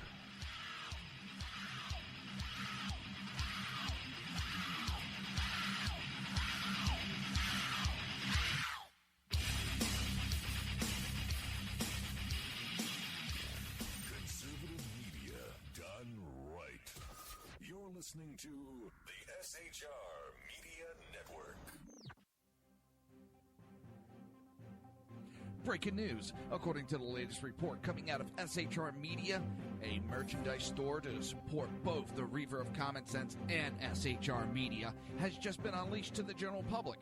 Be forewarned that this site can be contagious and numerous items can be purchased to support the best news programming. Go to Reaver.one website and click on the store link to check out the merchandise.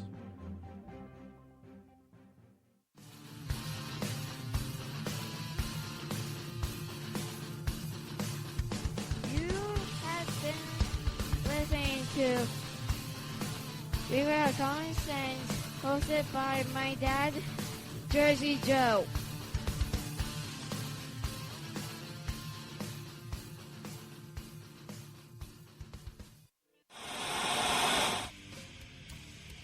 Beware, the Jersey Takeover is here.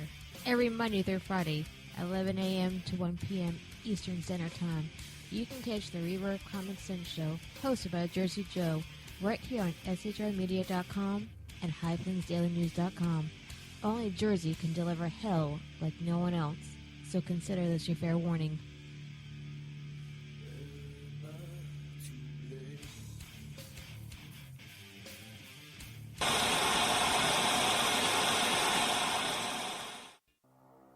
In a world controlled by corrupt politicians, You got a business. That you didn't build that. a team of ordinary men emerge from the ashes to give voice to the voiceless and hope to the hopeless. Sackhead Sean, Dude, I'm not saying cap for the stupid promo. Sackhead Clint, All good friends of ours usually show up drunk. also starring Sacco as the producer. I'm a little bit drunk, 'cause I'm drinking. They are the Sackheads Radio Show. Every Wednesday at 8 p.m. Pacific on shrmedia.com.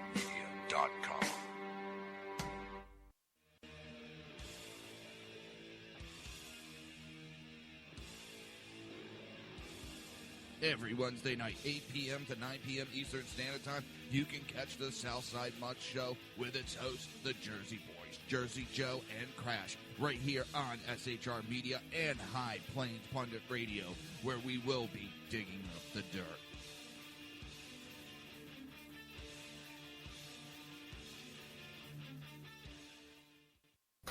Times are dark. The people misled by corrupt politicians, lied to by establishment media, and deceived by the false messages of Islam. A nation in confusion needs a guide. It needs a man with a cane. I'm Dave Milner. Join me on Spreaker, SHR Media, High Plains Talk Radio, Live Rebooting Liberty, and YouTube for a unique brand of commentary on the unpleasant blind guide. Because truth is not always pleasant. If you miss a show, don't worry. You can catch the replays two ways, rebootingliberty.com or the reaverofcommonsense.com. While you're there on Reaver of Common Sense, don't forget, drop in your email and keep up to date with everything going on, or click the like button on the Facebook widget. Now on to the Reaver of Common Sense.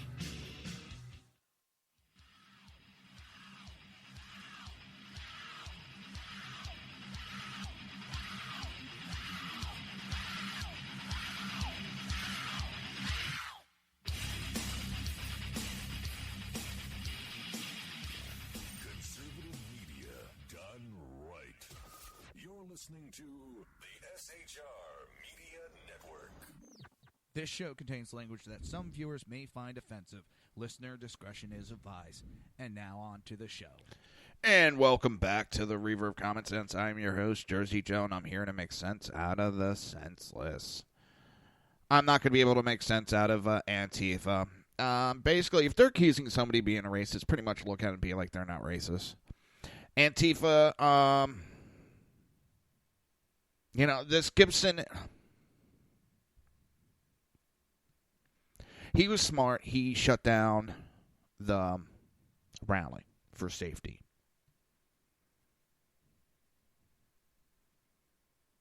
But they weren't going there and shut down the rain. They weren't even racist. They were there for freedom of speech and patriots. And that's what they have problems with because Antifa is anti-American. They've shown it time and time again. And Antifa protesters, even though, Gibson was polite, they shut it down so there would be no violence. Antifa said, nope, we're still going to cause violence. They created problems for police on Saturday. Demonstrators shut down a major San Francisco freeway off-ramp Saturday, and scuffled with police at the edge of Alamo Square Park during a day of protests, the local CBS affiliate reported. At least one person was detained outside Alamo Square as demonstrators gathered to disrupt the press conference by the alt-right group Patriot Prayer, CBS reported, and noted that the crowd gathered despite the fact that Gibson had canceled the press conference hours earlier. It's getting ridiculous. It is absolutely disgusting what I see going on here. I can't come up with enough adjectives about it. I really can't. It is disgusting what is going on in this country. Oh. And that's not the only incident that's happened here. That is by far the only incident.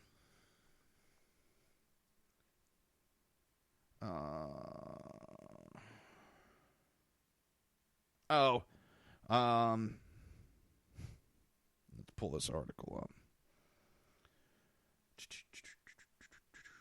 up. On Friday's broadcast of HBO's Real-Time, host Bill Maher stated President Trump held a hate rally in Arizona earlier this week. Maher said Trump was in rare form. He was blasting the fake news for how they misrepresented his response to Charlottesville. Right, and hey, when people are unfairly saying you like Nazis, what better way to spell that notion than to host a hate rally in Arizona with all white people? That's perfect, I tell you. I give it to all his fans. They do love him. It was hot. It was like 107. It was so hot his fans were chanting, "Choose, please replace us." That is the left right there. I saw that rally and there was plenty of black people in there, but he's trying to make a political point, so he's going to lie. Just what the left does. There was no hate. He came out and stated facts. But they can't tell that because then they wouldn't have anything to talk about. They'd have to talk about how they fucking suck right now. That wasn't all he went on about. And I love that. There were only white people there. Yeah, I watched it for a couple minutes and I saw several black people there.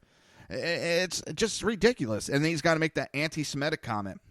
Trump is dehumanizing the media. It's like Rwanda and Nazi Germany. Oh, my God. That is their big one now. Russia failed.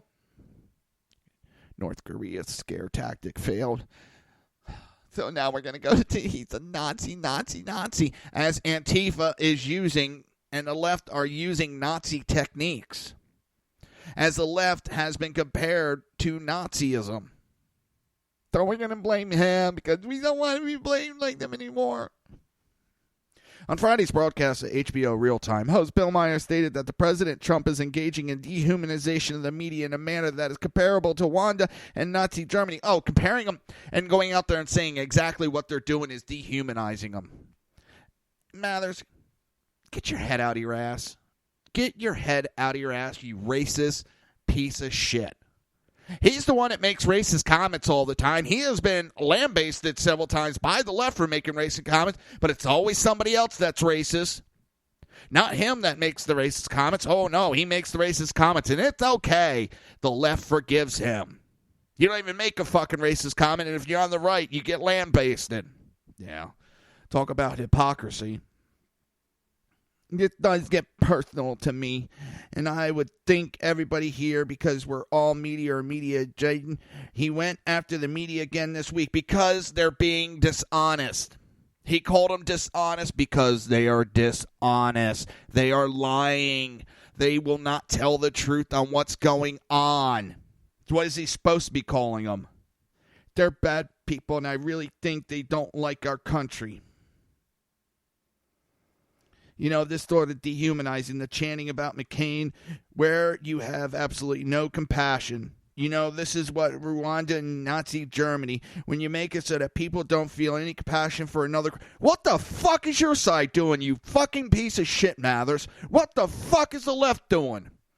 They're Nazis. They're Nazis. They're white supremacists. They're racists. Beat them up. Violence is good if you commit it against the right. Violence is good as long as you're committing it against the conservative. So I don't want to hear it, Myers. He wasn't even doing any of that. He's calling out the media for what it is, a whore for the left, just like you were being a whore for the left. Fucking Myers, Bill Myers. That's why I won't pay for HBO. I will not waste a single fucking dime on that piece of shit network that airs that racist fuck.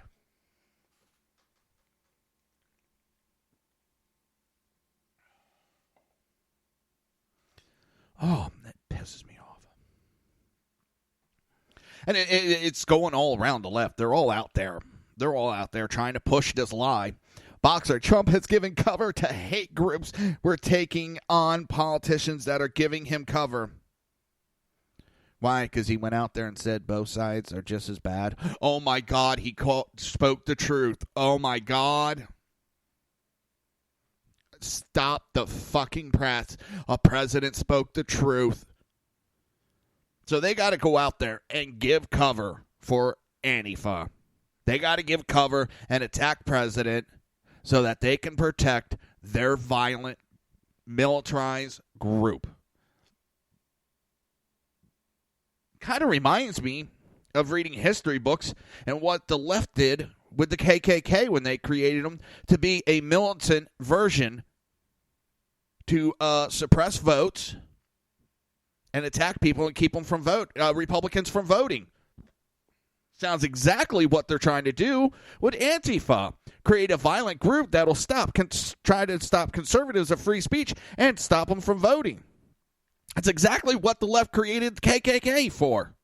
And it seems history is repeating itself. That's why they want to cover up those statues and monuments, because they don't want anybody to know that's what they created. And they're doing it again. So they got to go out there and try to put the blame everywhere else so no one looks at them for what they're actually doing. It's...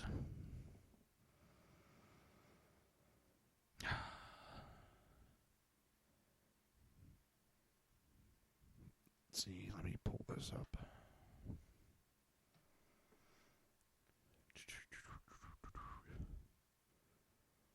There's a leaked memo from the Charlottesville mayor.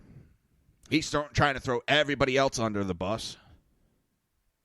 A nine-page internal memo written on Wednesday by Charlottesville Mayor Mike Siner on the city's preparation for the August 12th Emancipation Park rally that erupted into violence was leaked to the Richmond Times-Dispatch, where it formed the basis of a lengthy story on Saturday.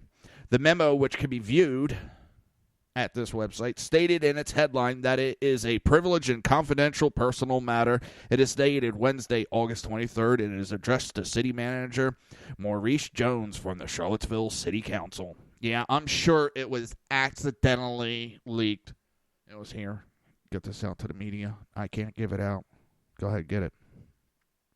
The purpose of the memo and its leaking appears to be the deflection of the blame for the events of August 12th from Siner and the Charlottesville City Council to the city manager, Maurice Jones, and the police chief, Al Thomas. The police chief has already said there was nobody armed. They already tried that, and it failed. They already tried to throw the police under the bus with that, and that didn't work.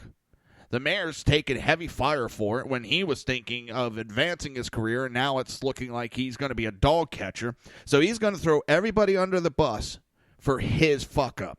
He allowed a woman to get killed because he allowed the violence to happen. He created that mess. The memo points a finger at City Manager Jones, noting the preparation for August 12th were akin to the preparation for a hurricane. All hands were and should have been on deck. We were scheduled for a family vacation in Canada the prior week. You delayed leaving for your vacation by several days for preparation for August 12th and were available by phone the entire time you were away. Nevertheless, the fact that you were out of the office for several days, delegating duties to Assistant City Manager Mike Murphy during this critical time created a problem for planning and accountability. Please provide an explanation for how you handle these critical issues during this critical time. Oh, my fucking God. It's amazing how he created it, and he's going to pass the buck on to somebody else. But the memo also blows a hole in the argument in the federal court by attorneys for the city of Charlottesville, who attempted to defend the city's decision on August 7th to revoke the permit granted to Unite the Right rally organizer Jason Keller. Jason Keller, his name just keeps popping up. It's just amazing, his background. And then sit there and tell me that this wasn't a setup.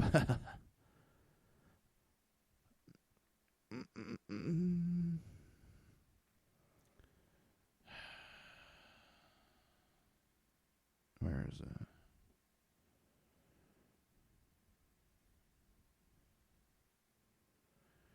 Oh.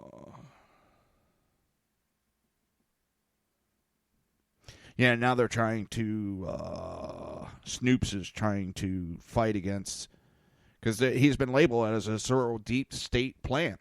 He was an Obama supporter, Occupy Wall Street, and something else just came out, too, that he has high ties to the left, and then all of a sudden he's going to be a racist and start this big, that just happens to have all this issue. Bullshit. But it granted the United Right rally organizer Jason Keller for an event in Emancipation Park on August 12th on the grounds that the alternative rally location approved by the city, which is 1 mile away, would be safer. The memo continued, understanding through attorney-client privilege communication from the council office that the rally could not outright be canceled. Council developed a clear will that the rally be relocated to a larger location, remote from the downtown mall like McIntyre Park, weeks before August 12th. Mayor Signer had a meeting with you, City Manager Jones, on July 13, where he expressed council's will that the relocation occur. The city of Charlottesville had approved Kessler's permit to hold the August 12th rally at Emancipation Park 1 month earlier on June 17th.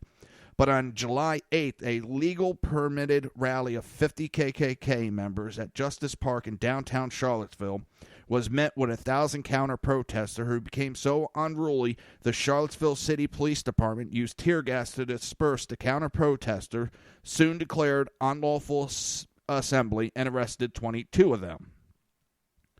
Sources say that the police chief, Al Thomas, was stung by political criticism he received for how the Charlottesville police handled the 1,000 counter-protester at the July 8th KKK rally. The law enforcement sources say the city use of tear gas, the declaration of unlawful assembly, and the arrest of 22 counter-protesters were textbook perfect. Residents of Charlottesville, whom sources describe as the most far-left city in Virginia, vocally communicated their disapproval in public setting throughout July.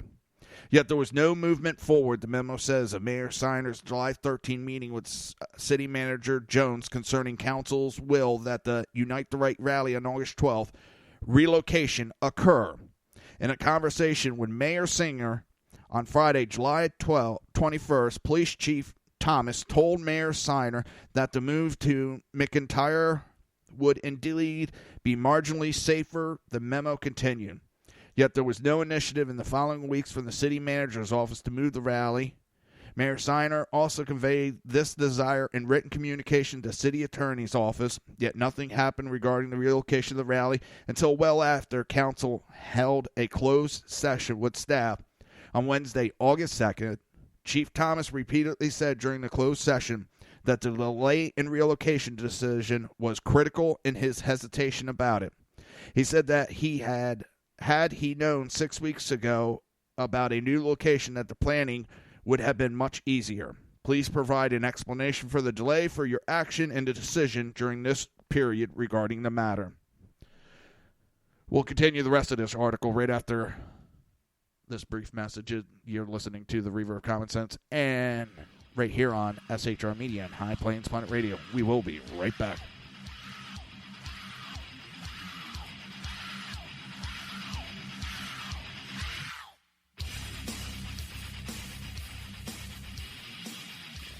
Conservative media done right. You're listening to the SHR Media Network. Breaking news. According to the latest report coming out of SHR Media, a merchandise store to support both the Reaver of Common Sense and SHR Media has just been unleashed to the general public. Be forewarned that this site can be contagious and numerous items can be purchased to support the best news programming. Go to Reaver.one website and click on the store link to check out the merchandise.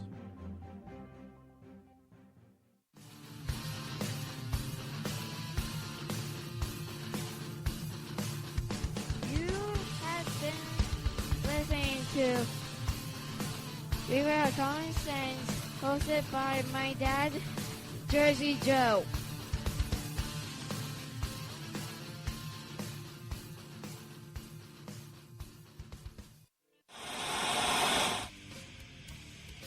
Beware, the Jersey Takeover is here.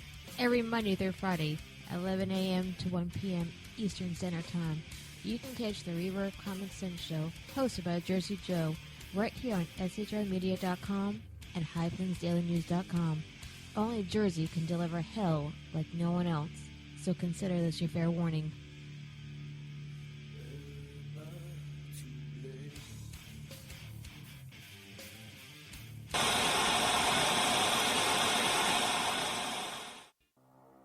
In a world controlled by corrupt politicians, You got a business.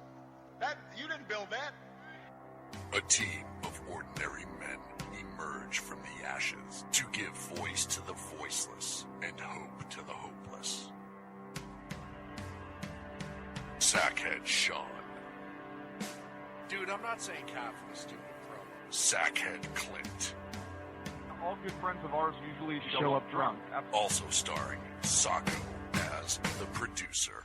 I'm a little bit drunk, 'cause I'm drinking. They are the Sackheads Radio Show. Every Wednesday at 8 p.m. Pacific on shrmedia.com.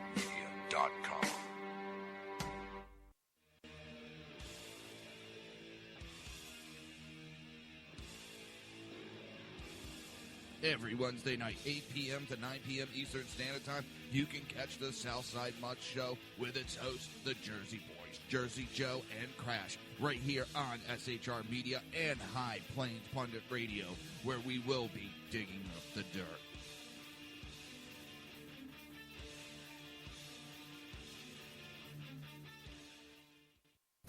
Times are dark.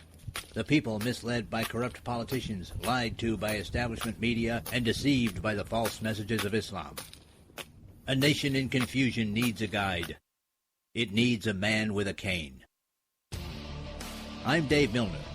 Join me on Spreaker, SHR Media, High Plains Talk Radio, Live Rebooting Liberty, and YouTube for a unique brand of commentary on the unpleasant blind guide.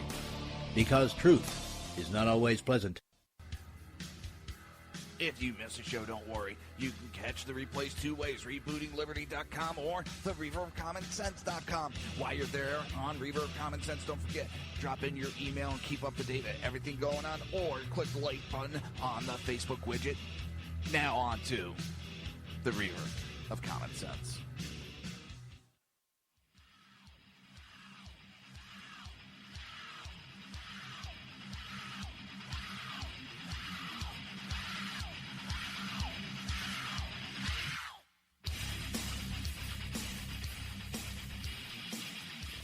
Conservative media done right. listening to the SHR Media Network. This show contains language that some viewers may find offensive. Listener discretion is advised. And now on to the show. And welcome back to the Reaver of Common Sense. I am your host, Jersey Joe, and I'm here to make sense out of the senseless. Well, it's the last 15 minutes of the show. Flew by tonight. It's one of those good shows. It just flew by. I shouldn't say good show, but usually when the shows are bad, it drags and drags and drags. This one, it's pretty cool. Let me see. We're talking about this memo that came from supposedly came from the mayor's office of Charlottesville, and they're trying to blame the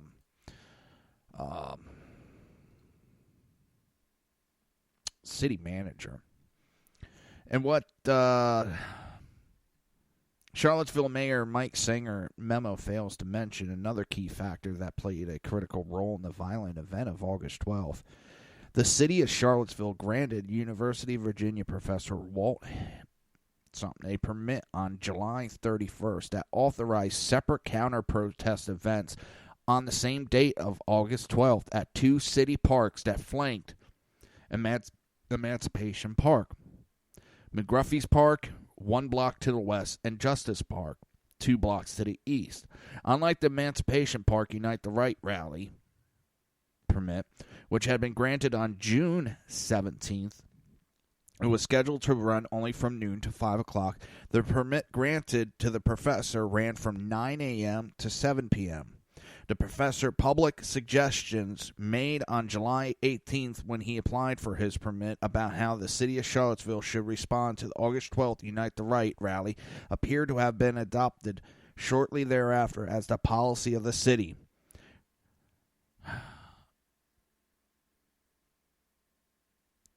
He applied for 2 permits from the Charlottesville Department of Park and Recreation Thursday, asking Reserve McGruffy and Justice Park to protest the Unite the Right rally August 12th. We saw what happened after the Klan left their legally permitted rally at Justice Park on July 8th, and the police moved quickly, declared that an unlawful assembly. I learned something being that protest and that rally about the police discretion to declare any group of 3 or more an unlawful assembly in terms of shutting it down. The professor also wrote the city council requested it revoke the permit for the Unite the Right. I wrote them an email, urged them to either cancel the permit based on safety and cost, or if not, I thought that they should move it to a more secure location. Barring that, I urged them to get with the police department and ensure that there was a space for lawful assembly was provided to protesters so we didn't repeat the mistakes after the Klan rally. On August 7th, Virginia Governor Terry McAuliffe called Charlottesville Mayor Mike Singer to plan the police response to August 12th Unite the Right rally in the city's Emancipation Park. According to Secretary of Public Safety and Homeland Security Brian J. Moran, the governor took the unusual step of relaying several specific recommendations to Singer, including possibly of restricting weapons, requiring rally attendees to meet at one location to be bussed in for the event, and shortening the duration of the 5-hour permit. Notice they didn't want to shorten the counter-protest permit. That's kind of telling. Listen, I'm not backing KKK, neo-Nazis, or any of those cocksuckers. But what they're doing is they're giving partiality to one group. They set up a circumstance that would cause this violence. The police failing to act caused this violence. The mayor, the governor, all of them.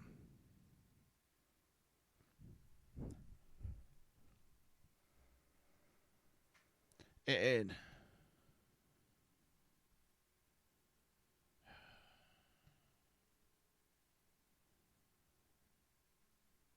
it's funny that this phone call was made on how to handle police from the governor to the mayor.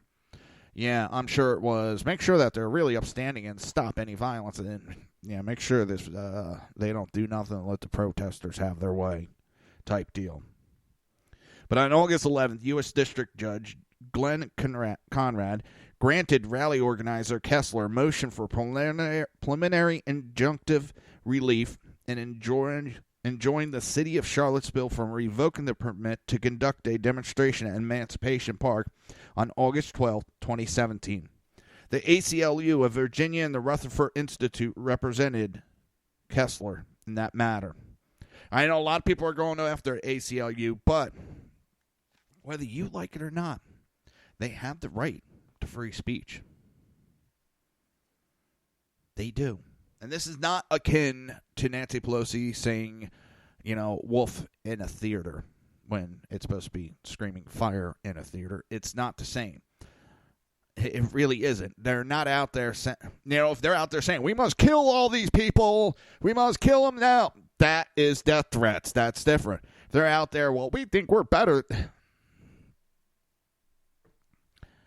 I could think I'm Mona Lisa. Doesn't make me Mona Lisa. I can go hold a rally saying I'm Mona Lisa. Doesn't make me Mona Lisa. But they have the right to go out there and spew that crap.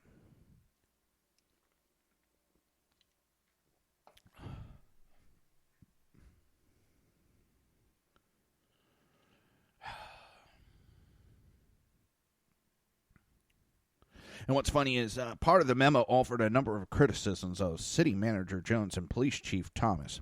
And this is what the police need to watch out for. Do you think these political officials are going to take the brunt when, there's God knows how many videos of people getting their ass beat with police standing right there?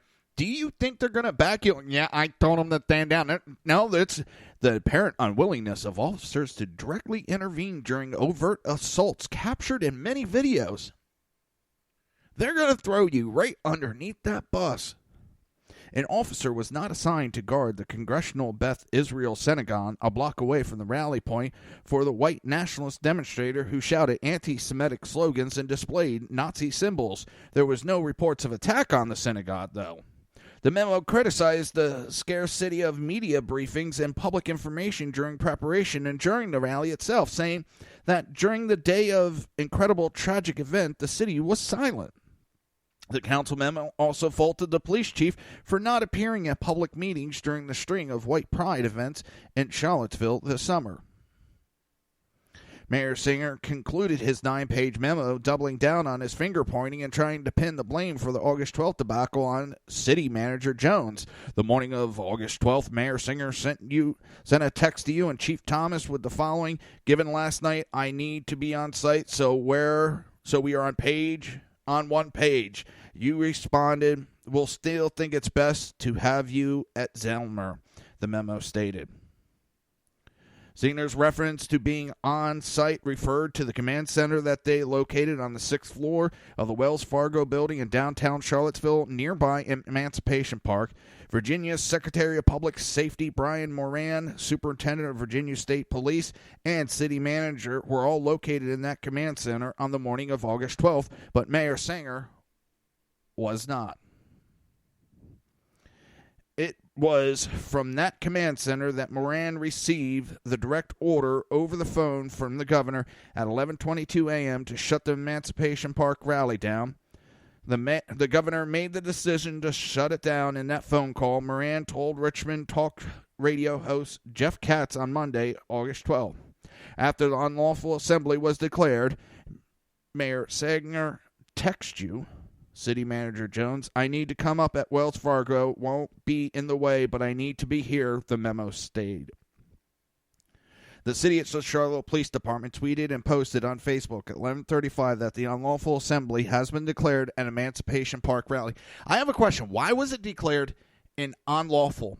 They had a permit to be there. So how is it now unlawful?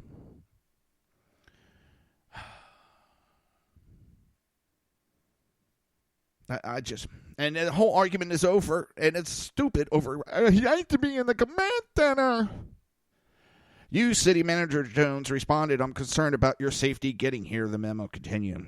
Mayor Siner headed to Wells Fargo anyway. He was not allowed up to the 6th floor where the command center was. He was escorted instead to the 8th floor, where there was a lone staffer observing events from the window. The mayor sent you a text which read, in relevant part, Police Chief Al Thomas works for you. You have barred me from the center. We are not together. I don't know what's happening. We are not unified. We can't say no comment or it has to wait. I'm at City Hall. And then the city manager responded, Mr. Mayor, we are not disorganized. This is a hyper-fluid situation. We need to let this play out, and the media can wait for an hour or so. The mayor responded, elected officials like me can't be barred from necessary information and how to talk about it. That's disorganized. I'm heading to Zelmer now. Please provide an explanation for these decisions and events. Basically, sounds like the mayor's an asshole. Nobody wants to be around him.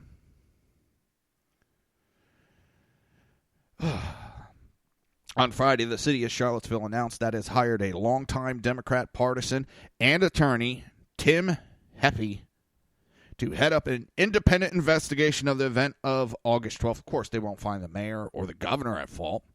The city announced Friday that Tim Heppy, former U.S. Attorney for the Western District of Virginia, will evaluate how the city prepared for and responded to the May Torchlight Rally, a KKK event in July, and the August 12th Unite the Right rally. Heppy was appointed to the U.S. Attorney in post during the Attorney General Eric Holder's term in the Obama administration was recommended by Senator Tim Kaine. In 2017, he endorsed far-left radical Tom Perez to become chairman of the Democrat National Committee. He has expressed concern over the ideological agenda of current Attorney General Jeff Sessions. My fear is that the new department is not as mindful of those resource-constrained and seem to want to pursue a more ideological agenda, and I think that could be both ineffective and costly. Well, yeah.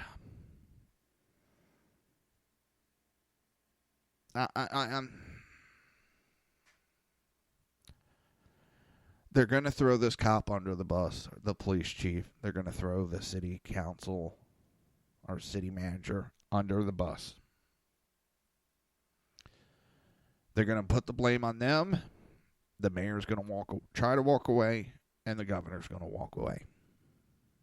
The left has been pretty good at covering their butts of late. One of these days, though, it's not going to do that great of a job. They're going to fuck up.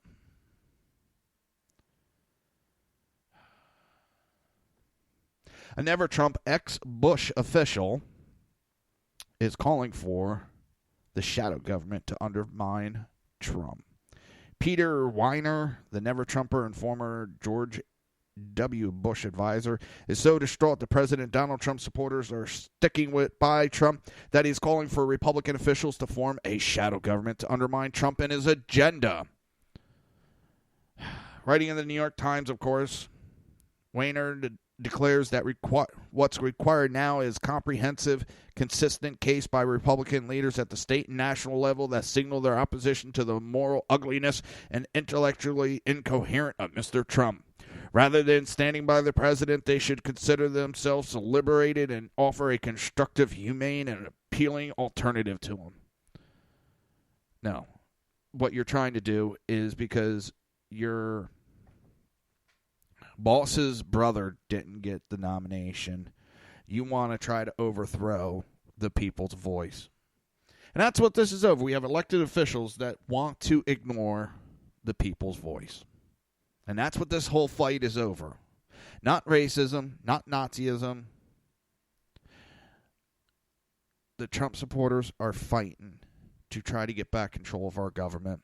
They're fighting to keep control of the government. It's a battle. We'll see how it goes about. That's the end of the show. I'll be back tomorrow, same time, 9 o'clock, right here on SHR Media and High Plains Pundit Radio. I'll see you tomorrow. You've been listening to the Reaver of Common Sense with its host, Jersey Joe. You can tune in every day, Monday through Friday, 11 a.m. to 1 p.m. Eastern Standard Time, right here on hppundit.com and shrmedia.com.